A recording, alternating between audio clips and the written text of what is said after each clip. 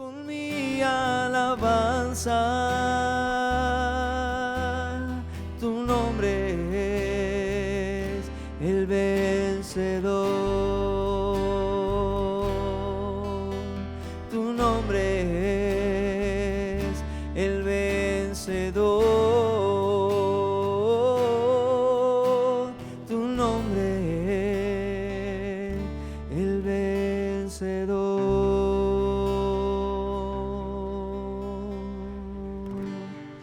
Te exaltamos, Jesús, y rendimos a ti toda la gloria y la honra.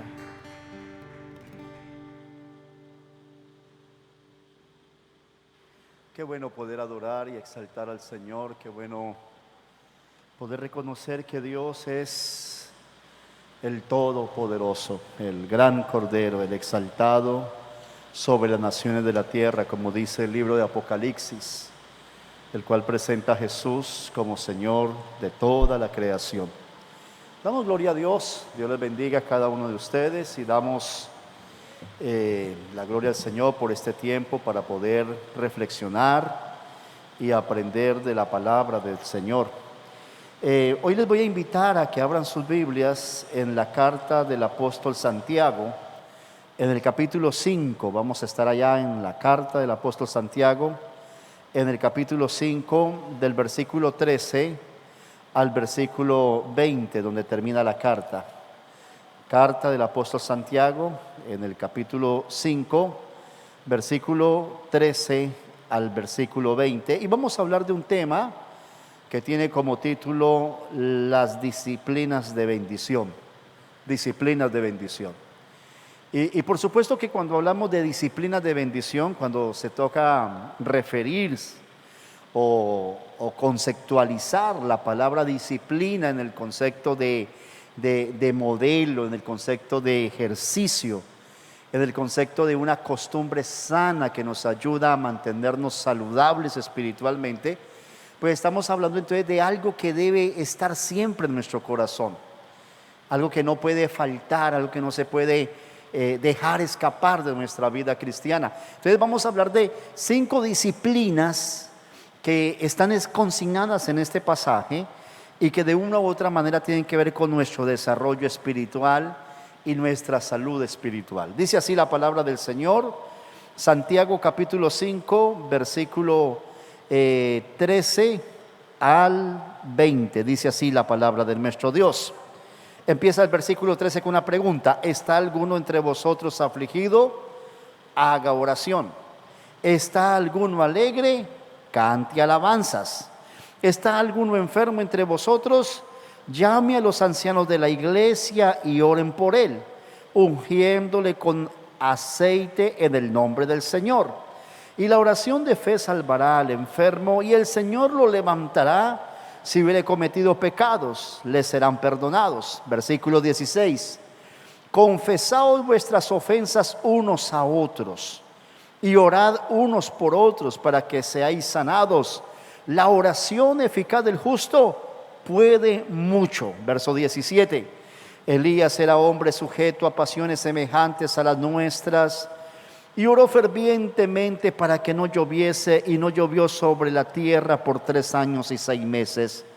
Y otra vez oró, y el cielo dio lluvia, y la tierra produjo su fruto.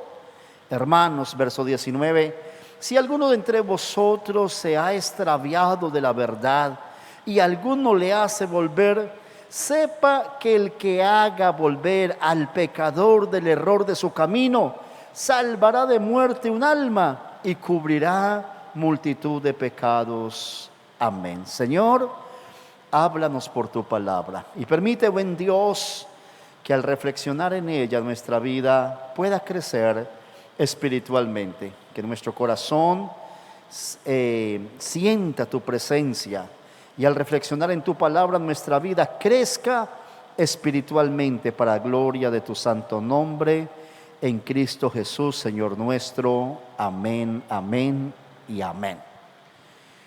Cuando cogemos el conjunto del libro de Santiago, encontramos que Santiago es un libro que conceptualiza la fe contrastada con los actos. De hecho, al comienzo de la historia de la iglesia, el último libro en ser aceptado dentro del canon fue el libro de Santiago, porque muchos veían un libro muy marcado como con una concepción judía en el sentido de las obras y contrastaban los conceptos ya establecidos en el libro de Romanos y de Gálatas, que no es por obras, sino por fe. Entonces el libro de Santiago, digamos que al comienzo, cuando la iglesia está siendo guiada por el Espíritu Santo para establecer el canon bíblico, el libro de Santiago fue un libro que no fue tan aceptado rápidamente, fue un libro que fue aceptado, recibido. Algunos creen que por allá después del año 200, otros consideran que por ahí en el año 150 ya se vio las cartas de Santiago como una carta inspirada por el Espíritu Santo y digna de estar en el canon bíblico. Pero cuando usted lee Santiago, encuentra, como ya lo mencioné antes, ese paralelo entre fe y actos, que en el libro de Santiago se define como obras. O sea, la fe representada en acciones, la fe representada, pero no en acciones de logros, sino de acciones de vivencias en la realidad con los demás. Por eso, al terminar el libro de Santiago, estos versículos, del versículo 13 al versículo 20, hay un énfasis marcado en algunas disciplinas que son válidas y saludables como cristianos tenerlas en nuestro corazón.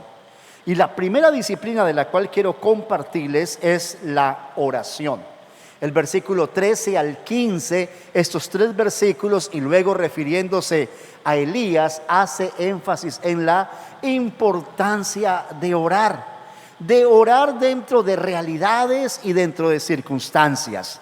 La oración en un contexto está marcado de aflicción, de enfermedad y de restauración. Así lo presenta el versículo 13 al versículo 15. Dice: ¿está alguno entre vosotros afligido? Aflicción es aquellas cosas que nos cargan. Aflicción son aquellas cosas que nos hacen gemir, que no nos dejan descansar, que no nos producen paz. La aflicción tiene tantos y tantas variables, ¿no? Cuando se trata de definir el concepto de aflicción, podríamos pensar en muchas cosas, pero la Biblia nos da ejemplos de un pueblo afligido que clama a Dios y Dios le escucha.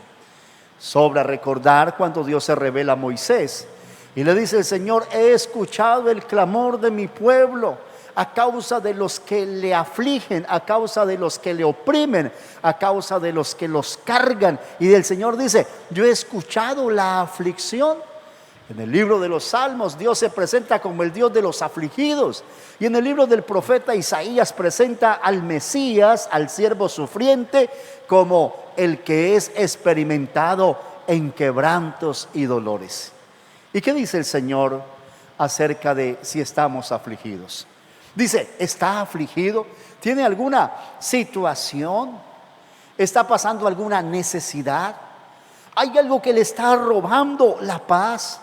¿Hay algo que no le deja tener tranquilidad en su espíritu? ¿Hay algo que le está marcando preocupación y, por qué no decirlo, le ha causado ansiedad por la situación que está viviendo? Dice versículo 13: haga oración. ¿No le parece interesante la fórmula, no? Está afligido, haga oración. ¿Por qué la oración en medio de la aflicción? ¿Qué es lo que Santiago quiere expresar al decirnos: en la aflicción aprenda a orar, en la aflicción aprenda a entregarle la carga a Dios? Pues es eso lo que hace Dios cuando nosotros oramos en medio de la aflicción. No sé cuántos de ustedes han vivido momentos de aflicción, de dolor, quizás donde nadie nos entiende, quizás donde todos alrededor nuestro ni siquiera se dan por enterado de las cargas, y usted va y ora a Dios y le pide al Señor, le cuenta a Dios sus cargas, le dice a Dios su lucha, llora delante de Él, le pide a Dios que tenga misericordia, le pide a Dios que obre en su vida, y algo sobrenatural sucede, algo que no tiene una explicación entendible desde la razón humana. Dios nos fortalece y usted se levanta, no se levanta sin el problema. Quizás sigue el problema, quizás sigue la lucha, pero Dios ha quitado la aflicción. ¿Les ha llegado a pasar? O sea, la carga está, pero usted oró a Dios y Dios le quitó la aflicción, el peso, la lucha, la dificultad. Santiago dice: ¿está alguien afligido? Levante oración. Pero luego aplica la segunda, habla de esa aflicción también, habla de la oración, en contexto de enfermedad. Luego dice en el versículo 14: ¿está alguno enfermo entre vosotros? ¿Está alguno desalentado? De hecho, en el griego la palabra enfermo se traduce por desalentado. Desalentado. Y desalentado puede también significar desanimado, sin fuerzas, como estaba Elías cuando huía de Jezabel y decidió colocarse debajo de un enebro y deseaba morirse, desalentado. ¿Está alguno enfermo? ¿Está alguno desalentado? ¿Alguno no tiene fuerzas? Dice luego el versículo 14. Entonces, cuando usted no tiene fuerzas, pídale a los ancianos de la iglesia que oren por usted. Que oren. Y este término de llamar a los ancianos para orar es algo que es bien valioso entenderlo. Y es cuando yo, en medio de mis desalientos, puedo decirle a alguien: por favor, ore por mí.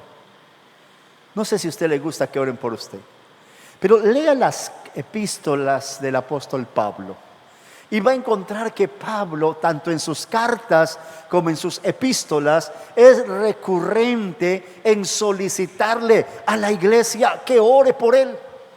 Pablo no tiene problema alguno para decirle: hermanos, oren por mí. Necesito que me lleven en sus oraciones. Necesito que clamen por mí. Necesito que me cubran con sus oraciones. Necesito que pidan por mí. En muchos momentos le dijo a la iglesia: oren por mí para que sean rotas las cadenas. En otras ocasiones le dijo a la iglesia: oren por mí para que Dios abra puertas para la predicación del evangelio. En otra ocasión le dijo a la iglesia: oren por mí para que Dios me dé palabra para enseñar.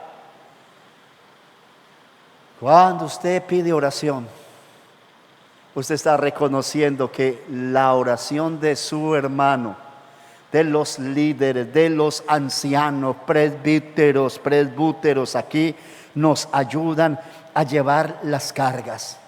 Y hay un texto, versículo 14, que dice: ungiéndole con aceite en el nombre del Señor. Y este versículo, esta frase, ungiéndole con aceite en el nombre del Señor, es un texto controversial dentro de la teología. Porque ese símbolo de ungir, de colocar aceite mientras se ora por un afligido, por una persona que está pasando algún dolor, alguna quebranto, para muchos se ha convertido en un amuleto inclusive. A veces llegan personas y le dicen a uno: pastor, traje este tarrito de aceite, ¿puede consagrármelo? Y usualmente cuando me piden eso, yo digo: Señor, toma este aceite como un símbolo de nuestra fe, mas no como un acto sobrenatural, sino un símbolo. ¿Por qué se ungía con aceite? ¿Qué es lo que está queriendo decir Santiago cuando dice únjalo con aceite?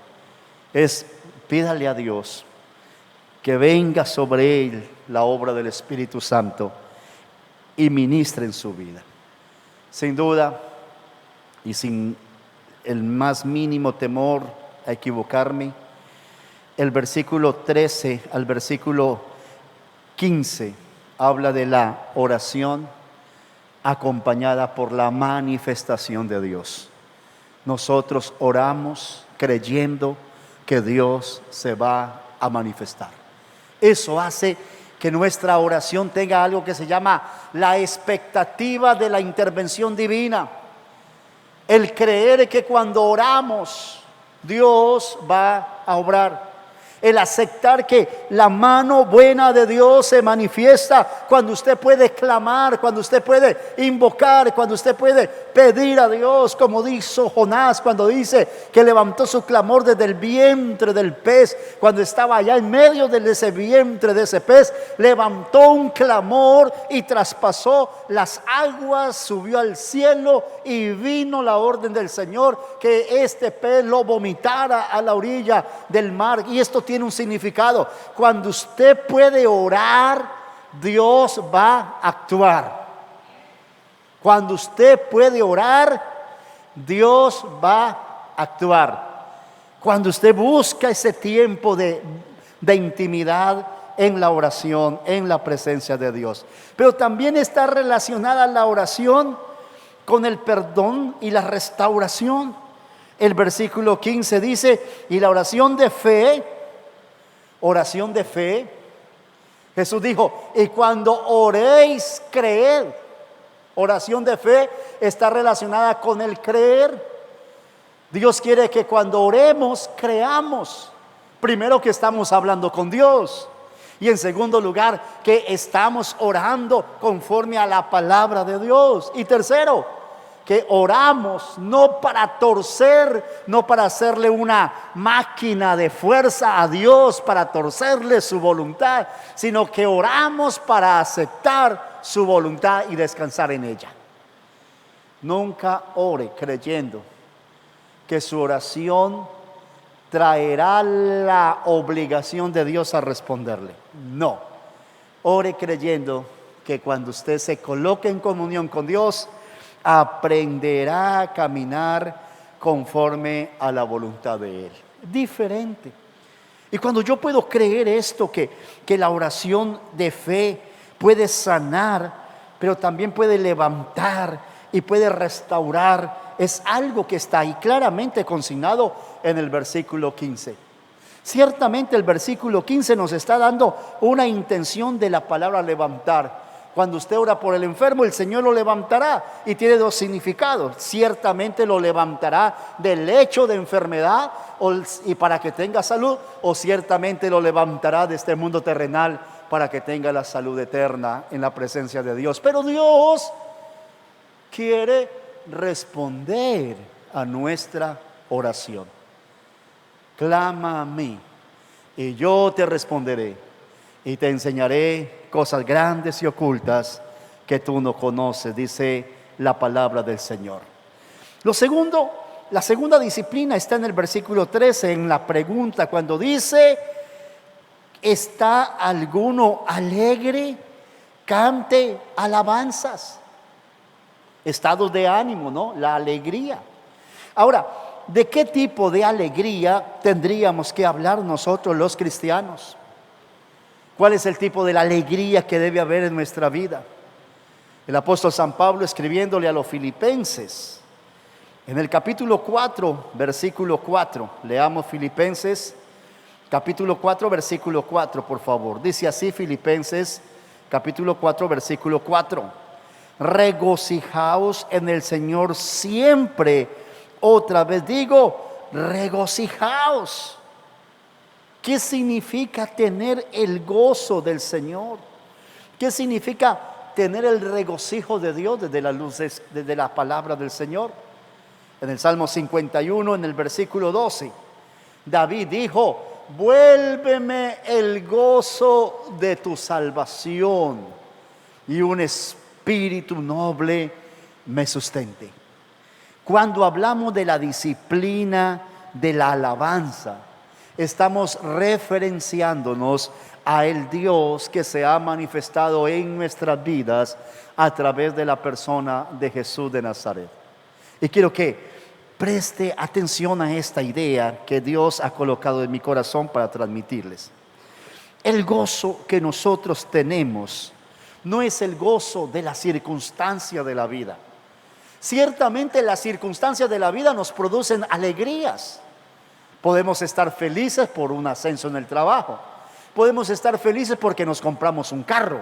Podemos estar felices porque compramos una casa. Podemos estar felices porque logramos hacer un viaje. Podemos ser felices porque hoy almorzamos algo delicioso. Podemos ser felices porque tenemos una alcoba rica para ir a descansar. Podemos ser felices porque me encontré con un amigo que es rico encontrarlo y me hizo reír y reímos y estuve feliz. Eso es alegrías circunstanciales. Pero, ¿cuál es la alegría que Santiago referencia? No son las alegrías circunstanciales que hoy estoy alegre y mañana estoy triste. Es la alegría de saber lo que Jesús ha hecho en mi vida. Es el saber que Cristo me redimió. Es el saber que su vida y mi vida ahora pertenece al Señor. Es el saber que pertenezco a Dios e independientemente de las cosas que pudieran pasar, Dios tiene el control de las cosas. Es la alegría de saber que mi vida le pertenece a Dios. Es la alegría de saber que Él es mi pastor y nada me faltará. Es la alegría de saber que Él es mi proveedor. Es la alegría de saber que Él es mi médico. Es la alegría de saber que mi casa servirá al Señor. Es la alegría de saber que cuando el Señor me llame a su presencia, estaré siempre con Él. La alegría de tener a Cristo en el corazón. ¿Está alguno de vosotros alegre? ¿Está alguien feliz? Cante alabanza, dice Santiago, eleve cántico a Dios, cante al Señor, cante alabanzas, que se escuche las alabanzas que salen de sus labios, fruto de la alegría que hay en su corazón. Permítame recordar una historia de un hombre, de dos hombres cantando alabanzas a medianoche mientras estaban encarcelados y con las cadenas en sus manos y en sus pies. Pedro, Pablo, vivieron circunstancias de encarcelamiento. Pero dice la palabra que Pablo y Silas a medianoche cantaban himnos a Dios, cantaban alabanza y los presos los oían. Quiero preguntarle, imagínense, ¿cantan porque están encarcelados?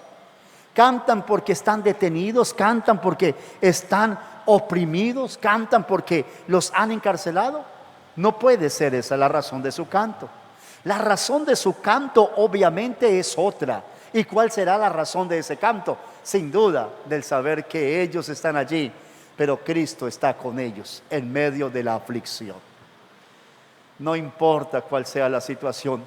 Si nuestro conocimiento está centrado en la palabra y sabemos que somos de Cristo, no importa cuántos grillos quisieran apretar nuestra vida, no importa cuántos grillos quisieran oprimir nuestra casa, no importa cuántas dificultades hay, usted tendrá el gozo de su salvación y podrá regocijarse. Y algo que el enemigo le causa molestia es que usted tenga el gozo del Señor y tenga una palabra de alabanza y de adoración cuando Él quiere oprimir. No se deje oprimir. Recuerde que usted en Cristo es más que vencedor.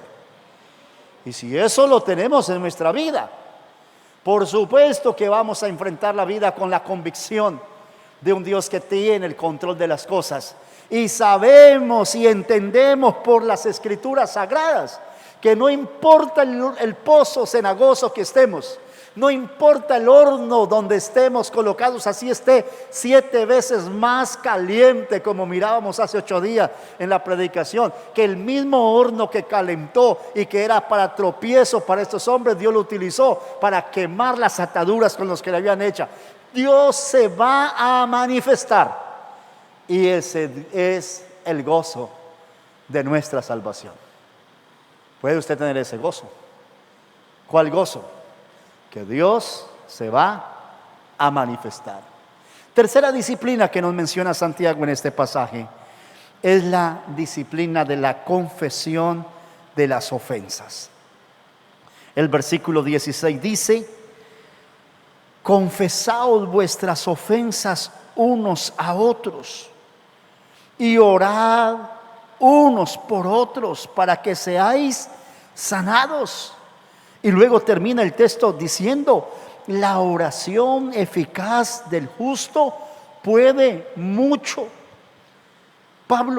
Santiago está hablando de confesarnos las ofensas. Y cuando dice que nos confesemos vuestras ofensas, eso quiere decir tener la disciplina de la confesión. Tenemos que tener la disciplina de confesar nuestros pecados a Dios. Nunca dejemos de pedirle perdón a Dios por nuestros pecados. Uno de los errores que nos crea la religiosidad es que se nos olvida fácilmente que somos pecadores.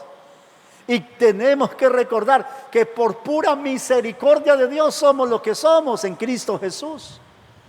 Pero luego esta disciplina no solamente se relaciona en confesar los pecados a Papá Dios, sino que también nos habla de la disciplina de aprender a sanarnos confesando nuestros errores. Podemos tener eso en nuestro corazón. Pablo, escribiéndole a los Efesios, dijo: no se enoje vuestro corazón, no se ponga el sol sobre vuestro enojo.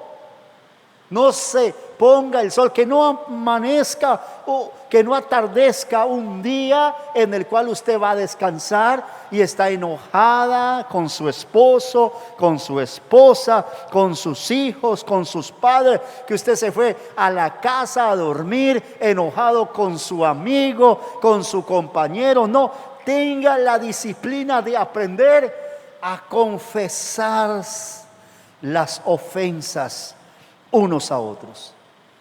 Y cuando usted puede confesar la ofensa, luego dice: ore el uno por el otro para que sean sanados. Y esta sanidad, por supuesto, tiene que ver con esa terapia de Dios en el corazón del hombre. La disciplina de la confesión de nuestros pecados a Dios y ante el prójimo hace parte de la salud espiritual de un buen creyente. Como la oración, como la alabanza, ahora habla de la confesión. Este es un texto que Santiago lo está tomando de las enseñanzas de los evangelios de Jesús. Jesús, cuando habló de oración, también habló de confesión de pecados. Y cuando habló de confesión de pecados, habló también de relación con el otro. Entonces, este es un texto importante que nos recuerda que debemos aprender a confesarnos los unos a los otros. La Biblia nos narra la historia de Job.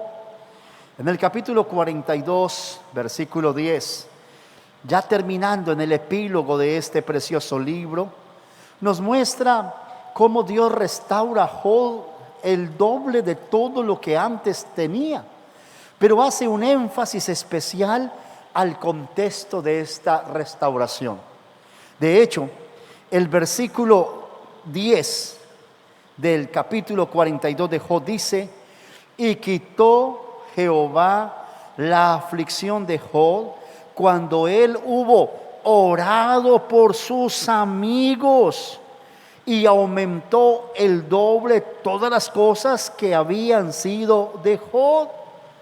Y en el versículo 8 dice: ahora pues tomaos 7 becerros y 7 carneros e id a mi siervo Job y ofreced holocaustos por vosotros, y mi siervo Job orará por vosotros, porque de cierto a él atenderé para no trataros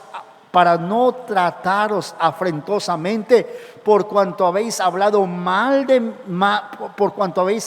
de mí con rectitud, como mi siervo Job, por cuanto no habéis hablado de mí con rectitud, como mi siervo Job. El contexto de la historia de los amigos de Job y Job es que al terminar el libro, podría uno llegar a pensar que las exhortaciones de estos amigos a Job le han lastimado su vida. Y Dios le dice a los amigos: vayan donde Job y llévenle presente a Job, porque Job va a orar por ustedes. Job va a orar por sus vidas. Job va a bendecirlos. Job va a ministrarles a ustedes conforme a lo que yo tengo para darles. Y cuando ellos van donde Job, Dios ha colocado en el corazón de Job la necesidad de orar por ellos. Y esto tiene que ver con el texto de Santiago: confesaos. Los amigos van a Job reconociendo que han sido duros con él, y Job los recibe y ora por ellos, y él es restaurado y prosperado, y sin duda los 3 amigos también son bendecidos. Dios espera que usted y yo, mi hermana y hermano, tengamos la disciplina de la confesión de nuestros pecados mutuamente y ante Dios para poder conservar una salud espiritual en nuestra vida cristiana. La cuarta disciplina que nos va a dar este texto es la disciplina de ser fervoroso, la disciplina de ponerle ganas a las cosas, de ser echados pa'lante, como se diría popularmente, de ser diligentes. La palabra de Dios dice ser diligente en lo que debe ser diligente. Y luego termina el versículo 17 y 18 hablando de Elías, pero hablando de Elías como un hombre con limitaciones como las nuestras, pero que tiene una vida espiritual ferviente. Y tomo la palabra ferviente para hablar de la disciplina de tener entusiasmo, de no ser perezosos, de no ser ahí, ¿cómo se diría? Ahí, que nos tienen que arrear para venir a la iglesia, que nos tienen que arrear para servir. No, lo ferviente es alguien que está dispuesto, que herve, que tiene calor, que tiene deseos, que siempre está apresto, que siempre está diligentemente deseando hacer. Me parece valioso mirar lo que dice el verso 17 y 18 de Elías, porque primero lo ubica como una persona parecida a nosotros, pero luego le utiliza el término ferviente en su oración. Hombre de fe que es ferviente y ora a Dios y pide que no llueve y no llueve, y luego pide que llueva y nuevamente llueve, porque es un hombre dispuesto, diligente, entregado, convencido. Qué bueno que usted y yo seamos fervorosos, diligentes como una disciplina de la vida. Nunca se deje aperezar.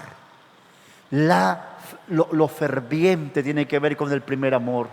Lo ferviente tiene que ver con el entusiasmo con el cual me levanto a servirle a mi Padre Celestial. Y la quinta disciplina con la cual termina Santiago es la de restaurar, la de pelear las batallas espirituales por aquellos que se han extraviado en el camino, que ya no quieren seguir el camino, que están enfermos espiritualmente y que necesitan de alguien sano para levantarles. Mira lo que dice el verso 19 y 20, por favor, léalo conmigo. Hermanos, si alguno de entre vosotros se ha extraviado de la verdad y alguno le hace volver, sepa que el que hace volver al pecador del error de su camino salvará de muerte un alma y cubrirá multitud de pecados. Y esto se convierte en una disciplina, la disciplina de buscar ser un animador de fe.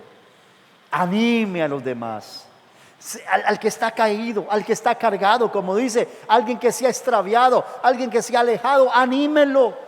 Porque si usted logra volver a traer al que ha sido extraviado, Dios le extenderá su misericordia. Y permítame terminar con esta conclusión. Es una conclusión que Juan Wesley explicó de la misericordia y de la gracia. Dios nos alcanzó por su misericordia. Usted ha sido alcanzado por la misericordia de Dios. Y por la misericordia somos introducidos a la fe en Jesucristo. Por la misericordia usted creyó en el Salvador. Por la misericordia de Dios, Dios lo restauró y lo levantó de las cargas y dificultades de la vida. Pero una vez la misericordia obra, empieza a entrar la gracia. Y la gracia tiene que ver con la promoción. La gracia tiene que ver con la honra. La gracia tiene que ver con el lugar donde Dios lo va a hermosear y le va a bendecir. Usted que está en gracia, recuerde de la misericordia con la cual Dios le trató. Y cuando alguien esté cargado, cansado, oprimido, sea misericordioso. nunca vaya a juzgar al caído, sino levántelo en el nombre de Jesús con misericordia para que pueda disfrutar de esa gracia en la cual Dios le ha bendecido. Disciplinas que levantan nuestra vida y nos dan salud. La oración, la alabanza, el confesar nuestras ofensas, el ser fervientes en nuestra vida y ser un restaurador de fe en aquellos que están cargados, oprimidos y cansados. Que Dios nos ayude a ser hombres y mujeres que aplicamos disciplinas que traen bendición a nuestra vida. Oremos. Señor, muchas gracias te damos, porque a través de tu palabra podemos darnos cuenta que en la oración hay respuesta, que en el clamor hay libertad de la aflicción, que en el clamor hay sanidad para el enfermo, que en la oración hay perdón y restauración. Señor, que en la alabanza hay una razón por la cual la entonamos, y es el ser de ti, el vivir para ti, el estar en ti, el caminar contigo, Señor, porque el gozo de nuestra fortaleza es el Señor. Padre, nosotros también entendemos por tu palabra que debemos confesar nuestras ofensas, como tal vez los amigos de Job lo hicieron cuando fueron a Job para pedirle perdón, y tal vez Job como lo hizo por ellos, diciéndole: me ofendieron, pero yo oro por ustedes y les perdono. Ayúdanos, Señor, a tener la disciplina del perdón, de la confesión. Ayúdanos a ser fervientes espirituales en nuestra vida. Ayúdanos a ser fervientes espirituales en nuestro caminar contigo, Señor. Y ayúdanos, Padre, a ser misericordiosos. Nosotros que estamos en gracia, ayúdanos a ser misericordiosos para aquellos que están pasando alguna necesidad, tal vez en nuestra casa, en nuestra familia. Ayúdanos a ser misericordiosos. Quiero pedirte por cada persona que está aquí, cada familia. Tú conoces sus necesidades. Tú conoces, Señor, el por qué están aquí. Su vida de adoración, su vida de oración. Pero también te pido por ellos, Señor. Oro por ellos en el nombre de Jesús. Oro por sus casas, oro por la vida de ellos. Pido, Señor, que obres en su vida con gran misericordia. Que traigas bendición, provisión, sanidad, restauración, milagros. Que traigas tu gloria en la vida de ellos. Y que el Espíritu Santo nos enseñe la palabra. Y que podamos crecer en ella. En el nombre de Jesús. Amén, amén y amén. Anuncios. Próximo viernes mañana jueves 7 de la noche, capacitación teológica vía Zoom. Viernes 4:30, reunión de damas virtual vía Zoom. Viernes 6:30 a esta misma hora, tiempo de intimidad con el Padre. Próximo viernes, oración, intimidad, disciplina de la oración comunitaria para ver la gloria de Dios. Sábado 4 de la tarde, reunión de jóvenes. Y domingo 7 de la mañana, 9 de la mañana y 11 de la mañana. 3 cultos de Santa Cena el próximo domingo. Así que le invito a participar de la cena y en comunión crecer mutuamente los unos con los otros. Damos gracias al Señor y levantamos clamor a nuestro Padre. Cantamos a nuestro Dios y somos despedidos en oración. Mis hermanos, les invito a que nos pongamos sobre nuestros pies. Vamos a cantar al Señor con todo el corazón.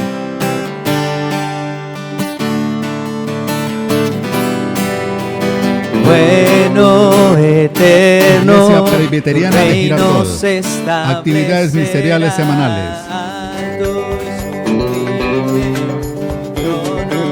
Miércoles, encuentro con la palabra, 6:30 p.m., presencial y virtual por la plataforma Facebook Live.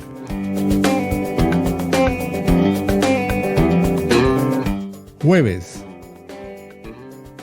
capacitación de liderazgo, 7 de la noche, plataforma Zoom.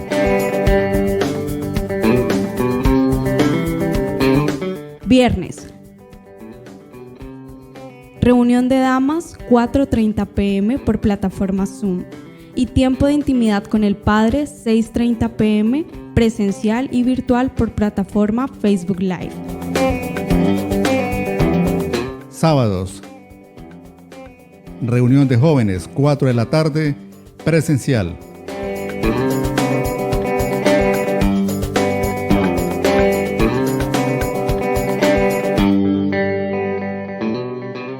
Domingo.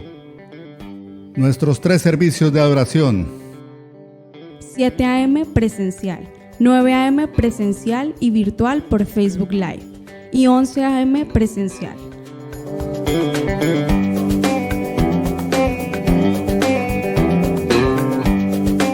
Bendiciones. Adelante con el Señor.